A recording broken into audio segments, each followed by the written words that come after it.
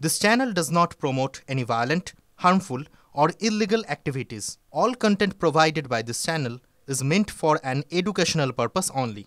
Cancer Healer Center, a new beginning. হাওড়ার বেলগাছিয়ায় ঢুকতে শুভেন্দু অধিকারী পুলিশের বাধা, পুলিশের সঙ্গে শুভেন্দু অধিকারী তুমুল বাগবিতণ্ডা, ধস্তাধস্তি।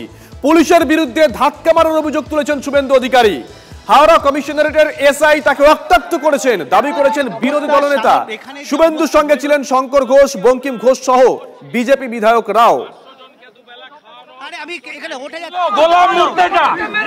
গোলাম মুর্তেজা এসআই মারলো, মারলেন কেন? মারলেন কেন? এইটা মারলে কি রক্ত কি? আমি কি রক্ত লাগিয়ে নিয়েছি? মারলেন কেন? মারলেন কেন এই অফিসার? আগে সরান একে। আপনি সরান এখানে, আপনি আগে সরান। সরান এদেরকে। আপনি রক্ত লাগলো কেন? সরান। আপনি এখানে রাজনীতি করতে এসেছেন। আপনি সরান এদেরকে। আপনি রক্তটা কেন? আপনি সরান এদেরকে। রক্তটা কেন? দেখতে এসেছেন। রক্তটা বলুন। রক্ত দেখুন, দেখুন মমতার পুলিশ গোলাম মুর্তেজা এসআই মারলো। দেখুন, দেখুন, দেখুন এখানে দেখুন কি করেছে। দেখুন, দেখুন পশ্চিমবাংলার লোক, দেখুন মারলো। দেখুন আপনি মারলেন কেন? দেখুন হয়নি। এটা কি? এটা কি? দেখতে এটা কি?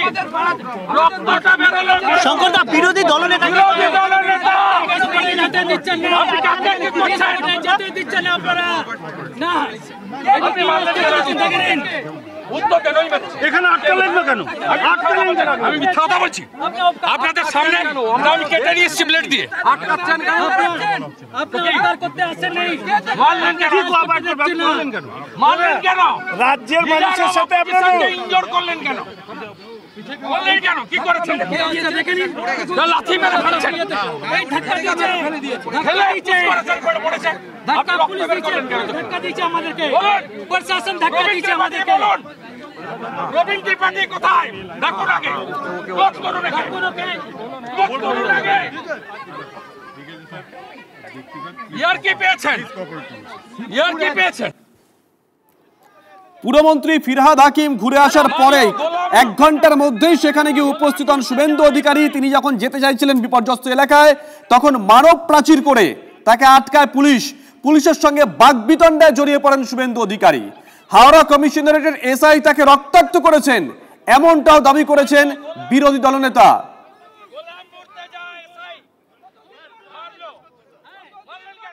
মারলো হাওড়া কমিশনারেটের এসআই গোলাম মুর্তেজা মারলো। কি করেছে দেখুন, কি করেছে দেখুন। রক্ত বের করে দিয়েছে, রক্ততে তার প্রমাণ। কি বলবেন? মমতার গুন্ডা চাচা হাকিমকে খুশি করার জন্য বিরোধী দলনেতাকে করলো, আসতে পারেনি। আমি ঢুকে পড়েছি এলাকায়। গোলাম মুর্তেজা এসআই হাওড়া পুলিশ কমিশনারেট আমাকে রক্তাক্ত করেছে। সব জায়গায় আটকাচ্ছে আপনাকে। এই যে রক্তাক্ত দেখুন না। Golam Murtaza sub inspector Paschimbanga police Howrah commissioner. শুভেন্দুর সঙ্গে ছিলেন শঙ্কর ঘোষ, বঙ্কিম ঘোষ সহ একাধিক বিজেপি বিধায়ক। ফিরহাদ হাকিম তার আগে এলাকা ঘুরে গেলেও বিজেপি বিধায়কদের কেন বাধা, সেই প্রশ্ন তুলে সরব হয়েছেন বিজেপি বিধায়করা। ঘটনায় ফিরহাদ হাকিমকে নিশানা করেছেন শুভেন্দু অধিকারী।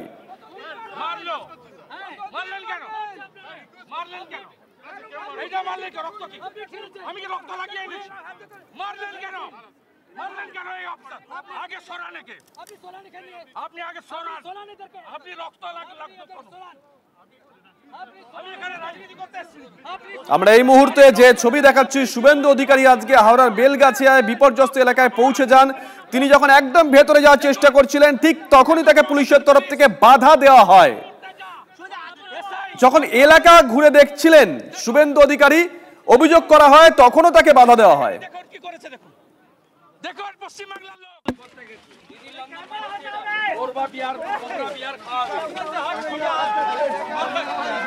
দেখো যে অবস্থা, সাধারণ এখানে যে অবস্থা হয়ে রয়েছে। হ্যালো হ্যালো বলো। হ্যালো, আরে আমি এখানে হোটেল যাচ্ছে শুভেন্দু ধাক্কা। তুমি আরেক কোশ্চেনটা করতে বলো দীপকার একবার। তারপরেই এবং অর্থ সাহায্য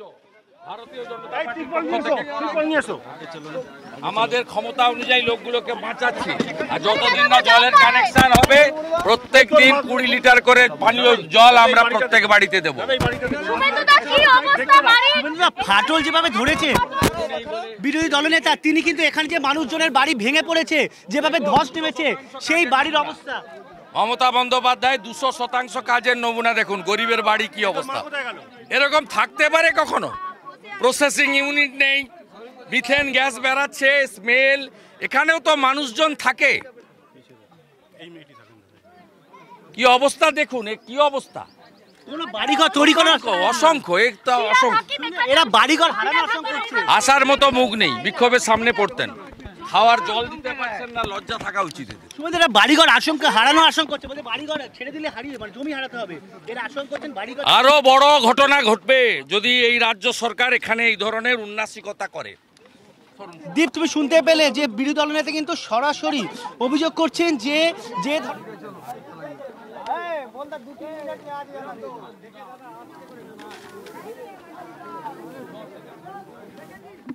আমরা যে ছবি দেখাচ্ছি, শুভেন্দু অধিকারী যখন পৌঁছেছিলেন, যখন বিপর্যস্ত এলাকা ঘুরে দেখছেন তখনকার ছবি।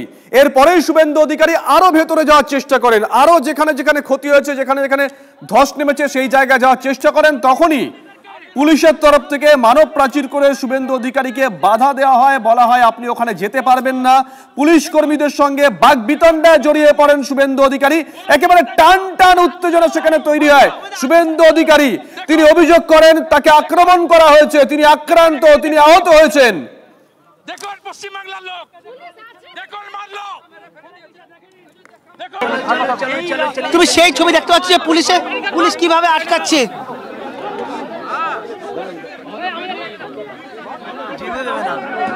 দেখো একজন বিজেপির স্থানীয় বিজেপি নেতা পড়ে গেলেন রীতিমতো। এখানে বিধায়ক শঙ্কর ঘোষ প্রত্যেকে উপস্থিত, পুলিশ আটকাচ্ছে, পুলিশের সঙ্গে রীতিমতো ধস্তাধস্তি বেঁধে গেছে শুভেন্দু অধিকারী, সেই ছবি দেখতে পাচ্ছ। এবং এই পরিস্থিতি রীতিমতো হওয়ারই ছিল, কারণ আগে ওখানে ব্যারিকেডে আটকাচ্ছে, এবার এইখানেও ব্যারিকেডে।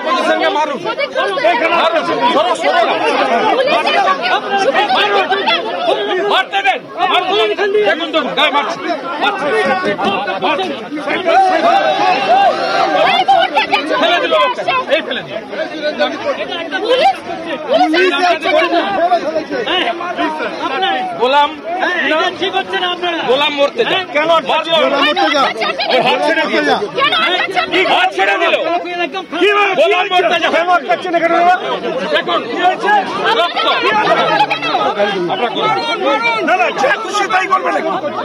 মারলো, গোলাম মরতে যা, গোলাম মরতে যা। এসআই মারলো, মারলেন কেন? মারলেন কেন? এইটা মারলেন কেন? রক্ত কি? আমি কি রক্ত লাগিয়ে এনেছি? মারলেন কেন? মারলেন কেন এই অফিসার? আগে সরান একে। আপনি সোলানি খান, আপনি আগে সরান। আপনি রক্ত লাগতো সরান। আমি এখানে রাজনীতি করতে এসেছি। আপনি সোলানিদেরকে, আপনি রক্তটা কেন? রক্তটা বলুন, রক্ত। দেখুন দেখুন মমতার পুলিশ গোলাম মুর্তেজা এসআই মারলো।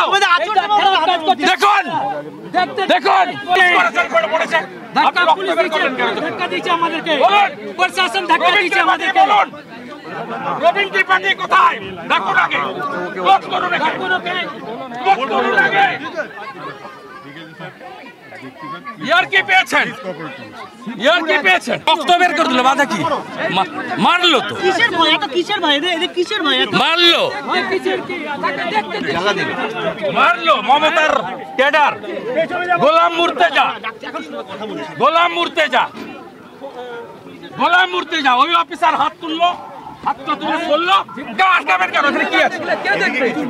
আপনি আটকাবেন কেন? আটকাবেন কেন? মারবেন কেন? রক্ত দেখুন কি করেছে, দেখুন পশ্চিমবাংলার লোক দেখুন। আপনি যেতে দিচ্ছেন আমাদেরকে, যেতে দিচ্ছেন না। গেলে কি হচ্ছে? গেলে কি এত ভয় কিসে? এসআই হাওড়া কমিশনারেট মেরেছেন, রক্ত বের করেছেন। আমি এই রক্তটা গুছিয়ে রাখলাম। গুন্ডা ক্যাডার তৈরি করেছে। কিভাবে আটকে দেওয়া হলো এবং যেটা শুভেন্দু অধিকারী অভিযোগ তুললেন যে তার হাতে আঁচড় দিয়ে রক্ত বের করে দেওয়া হয়েছে, সেই অভিযোগ তুললেন শুভেন্দু অধিকারী। সেই ছবি দেখতে পাচ্ছ যে শুভেন্দু অধিকারী হাতে আঘাত করেছে। মারলো হাওড়া কমিশনারেটের এসআই গোলাম মুর্তেজা মারলো। কি করেছে দেখুন। শুভেন্দু অধিকারী যখন হাওড়ায় বেলগাছে পৌঁছেছিলেন তার ঘন্টাখানেক আগে, ঘন্টা দেড়েক আগে সেখানে পৌঁছে গেছিলেন পুরমন্ত্রী ফিরহাদ হাকিম। দুপুর 1টার কিছুর আগে তিনি সেখানে পৌঁছে গেছিলেন। প্রথমে তিনি একটা দীর্ঘ বৈঠক করেন আধিকারিকদের সঙ্গে এবং তারপরে স্থানীয় বাসিন্দাদের সঙ্গে কথা বলেন। আমরা একই সঙ্গে দুটো ছবি দেখাচ্ছি। একটা ছবি ফিরহাদ হাকিম দুপুর 1টার কিছুর আগে পৌঁছে গেছিলেন হাওড়ার বেলগাছিয়ায় বিপর্যস্ত এলাকায়। প্রথমে তিনি একটা দীর্ঘ বৈঠক করেন আধিকারিকদের সঙ্গে, পরে বেরিয়ে এসে স্থানীয় বাসিন্দাদের সঙ্গে কথা বলেন, তাদের দাবি দাওয়া শোনেন। অন্যদিকে শুভেন্দু অধিকারী তিনি তার ঠিক 1.5 ঘন্টা পরে পৌঁছে গেছিলেন এবং তিনি যা অভিযোগ করেছেন তা বারংবার আপনাদেরকে আমরা দেখাচ্ছি। অন্যদিকে স্থানীয় বাসিন্দারা তারা বলছেন পুরমন্ত্রী নাকি 3 দিন সময় চেয়েছেন। তারা এও হুঁশিয়ারি দিয়ে রেখেছেন 3 দিনে যদি সমাধান হয় ভালো, নইলে তারা নবান্ন ঘেরাও করবেন।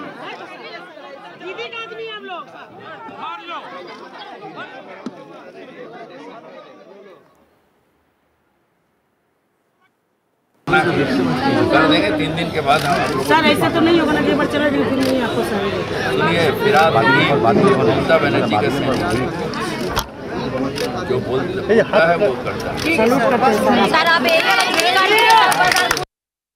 তো বললো কি 3 দিনের সময় 3 দিনের সময় নিচ্ছি, 3 দিনের মধ্যে তোমাদের সমস্যাটা সমাধান করে দেবো। পর আসবে তারপর আমরা দেখিয়ে দেবো। হ্যাঁ 3 দিন পর আসবে, 3 দিন পর আমাদের দেশন কিছু না হলে আমরা দেখিয়ে দেবো। রাস্তায় বসে থাকবো কি করবো?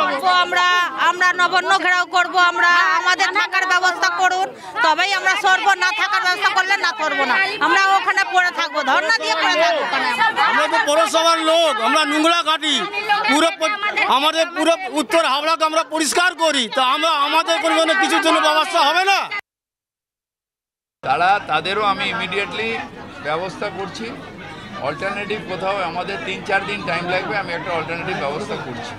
পৌরসভা চিরকালই ঘর করে দিচ্ছে। আমরা এই টাকাটা সেন্ট্রাল গভর্নমেন্ট দিচ্ছে না, গ্রামেরও টাকা দিচ্ছে না আর শহরেরও টাকা দিচ্ছে না। তো আমরা এখন নিজেদের ফান্ড দিয়ে এগুলো করছি। এদেরও ঘর করে দেবো, কিন্তু এখানে সয়েলটাই ডিসব্যালেন্স হয়ে রয়েছে। এটা আমাদের অল্টারনেটিভ একটা চিন্তা করতে হবে। কালকে আমরা অফিসে বসে আজকে সার্ভে হয়ে যাবে, কোথায় খালি জায়গা পাওয়া যায় সেখানে এদের রিহ্যাবিলিটেট করতে হবে। অনেক দিন ধরে একটা আনসাইন্টিফিক হিসেবে এখানে একটা ভাগাড় গড়ে উঠেছে। ইমিডিয়েট আমাদের কেএমডিএ থেকে শিট পাইলিং করে ড্রেনেজের কাজ শুরু হবে। এখান থেকে যেগুলো ডেঞ্জারাস হয়ে রয়েছে, রোজ 80 গাড়ি করে মাল নিয়ে আমরা অন্য জায়গায় সরিয়ে দেবো যেখানে প্রসেসিং হবে। দ্বিতীয় যে জায়গাটা খালি হয়ে গেছে 2 মাসের মধ্যে সেখানে প্রসেসিং ইউনিট তৈরি হবে, যেখানে হাওড়ায় যাতে আর এরকমভাবে ভাগাড় না তৈরি হয়। এই ভাগাড়টা যাতে 3 বছরের মধ্যে কেটে মাঠ তৈরি করে দেওয়া যায়, তার একটা প্রোগ্রাম ইমিডিয়েটলি নিতে হবে। একদিকে শুভেন্দু অধিকারী যখন পুলিশের বিরুদ্ধে অভিযোগ করছেন তাকে মারধর করা হয়েছে, অন্যদিকে ঠিক সেই সময় সোশ্যাল মিডিয়ায় একটা ছবি ভাইরাল হয়েছে, অন্য একটা ছবি। তৃণমূলের রাজনৈতিক অনুষ্ঠানে দলীয় উত্তরে পড়ে বসে আছেন থানার আইসি। এই ছবি ভাইরাল হয়েছে। নদিয়া চাপড়া থানা এলাকার ঘটনা। ছবির সত্যতা TV9 বাংলা যাচাই করেনি। বড় আন্দুলিয়া সহ একাধিক জায়গায় তৃণমূলের নানান কর্মসূচিতে আমন্ত্রিত ছিলেন চাপড়া থানার আইসি অনিন্দ মুখোপাধ্যায়। সেই রকমই এক অনুষ্ঠানে মঞ্চে দেখা গেছে গলায় তৃণমূলের প্রতীক চিহ্ন দেওয়া উত্তরীয় পরে তিনি বসে আছেন। ছবিটা একবার দেখুন। এই ছবি ভাইরাল হয়েছে সোশ্যাল মিডিয়ায়। আবারও বলছি, যার সত্যতা আমরা যাচাই করিনি। ইনি তো আইসি নয়, ইনি একটু অবতার। 3টি ভূমিকায় এখানে রোল প্লে করছে। একদিকে উনি তৃণমূলের বড় নেতা, তৃণমূলের সংগঠনের দায়িত্ব ঘাড়ে তুলে নিয়েছে। দ্বিতীয় কাজ যেটা করছে, এখানে রোজগার করছে। কোনো আইসি আজ পর্যন্ত নিজের বাড়ি তৈরি করে এখানে বাসভবন তৈরি করেছে। এই আইসি একটা দলের, রাজনৈতিক দল মানে তৃণমূল কংগ্রেসের পুরো দায়িত্ব নিয়েছে। পরিকল্পিতভাবে চাপড়া থানার হিন্দুদের ওপরে টর্চার করছে, অত্যাচারিত করছে। আমরা যদি সেখানে যাই, তাদের হয়ে কথা বলে, আমাদের সঙ্গে অসম্মান করে। যে কোনো সম্মানীয় ব্যক্তিকে সম্মান জানানো, এটা আমরা মনে করি এটা আমাদের দলেরও কাজ, আমরাও তাই করে থাকি। একটা ইফতার পার্টি বা একটা বস্ত্রদান একটা ভালো পরিষেবা মানুষের কাছে, সেখানে যদি পুলিশ প্রশাসন এগিয়ে গিয়ে কোনো সম্বর্ধনা নিয়ে থাকে, যদি দলমত নির্বিশেষে সেই সম্বর্ধনা দেওয়া হয়ে থাকে, এখানে তার কিছু বলার নেই। পেছনে তৃণমূলের দলের ফেস্টুন আছে কিনা আমার জানা নেই, এই ব্যাপারটা আমি জানি না।